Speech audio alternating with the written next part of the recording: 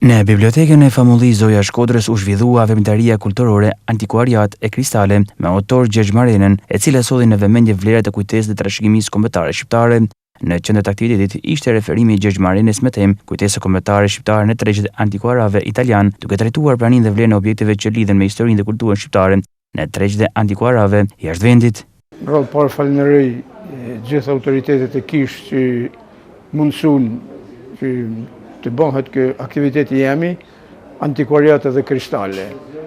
Janë dy pjesë që lidhen njëna me tjetrën pas gjithëmërisht, sepse si antikuariat, si për të kërkuat antikuariatet, ata nuk nodhin qill të hapun, por duhet i kërkosh gjithkund. Po ashtu edhe kristalet nuk nodhin qill të hapun, por duhet gërmosh në tokë, ti gjensh, ti përpunosh dhe ti nxjerrësh që të shpërndajnë dritën e tyne.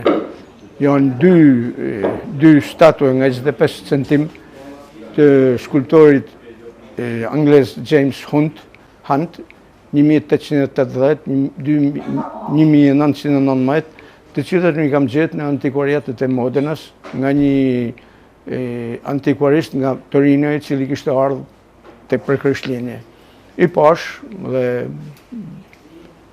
më pëlqyn, mandej kërkova, pash në njërin krah të tij ishte shkruar me Hunt. Atëherë kërkova me piktor italian dhe me miq të mi dhe me një mik të emin Nikolin Luci në Firenze dhe rezultoi se ishin të një këtij skulptorit anglez James Hunt. Aktiviteti krijoi një hapësirë bashkëbisedimi rreth ruajtjes, njohjes dhe promovimit të trashëgimisë kulturore shqiptare.